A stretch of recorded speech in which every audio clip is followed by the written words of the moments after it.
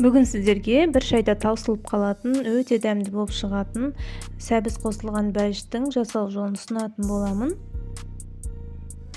Дәмі өте керемет болып шығады. Ішіне сәбіз қосылғаны білінбей де қалады. Және де осы видеода бұл пирогтың қалай жаңағыдай көтеріліп әдемі болып шығу үшін 3 қағидамен таныстыратын боламын. Видеоны соңына дейін қарай отырыңыздар. Алдымен сәбізімізді осындай үккіштен өткізіп алатын боламыз. Сәбізіміздің салмағы 190-200 грамм мөлшерінде.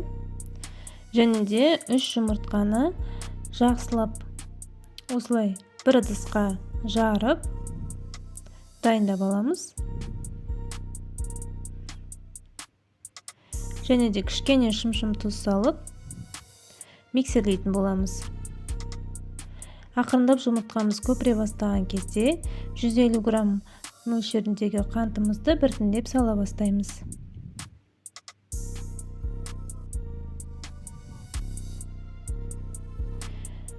Қантты толық салып болғаннан кейін миксердің жылдамдығын өте жоғары жылдамдыққа қойып, барынша жақсылап тұрып миксерлейтін боламыз.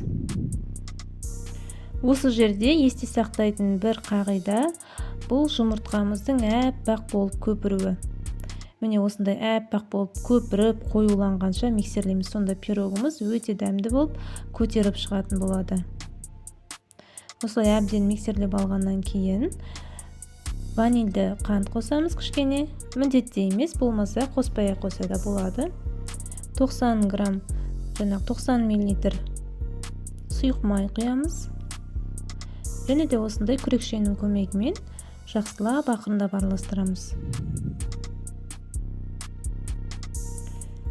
180 грамм мөлшерінде ұнымызға 10 грамм қамыр қопсқышымызды салып, біртіндеп салатын боламыз. Бірнеше бөліктерге бөліп салатын боламыз. Сонда бәлішіміз өте жақсы көтерілетін болады. Және миксерді қолданбай, осылай күрекшенің көмегімен араластырамыз. Дайындап қойған сәбізімізді саламыз.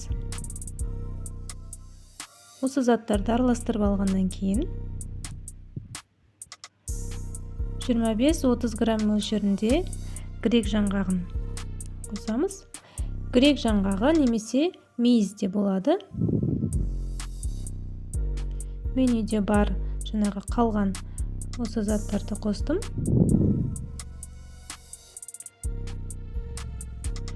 Осылай жақсылап барлық заттары араласқанша араластырып дайындап алып, енді кезде формамызға саламыз. 180 Цельсий градуста 40 минутта пісіретін боламыз. Және де сол пісу барысында бисквитіміз әбден, пирогымыз әбден көтерілгенше жаңағы пешіміздің, духовкамыздың есігін ашпаймыз. Бұл екінші қағида.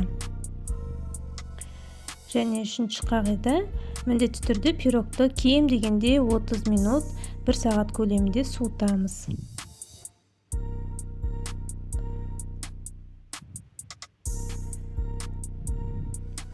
Осылай кальциядан шығарып суытатын боламыз. Өте дәмді болып шығады.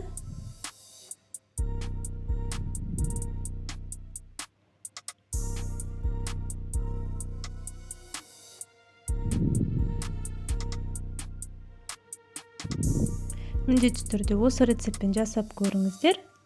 Және де мен айтқан қағидаларды есте сақтай отырыңыздар.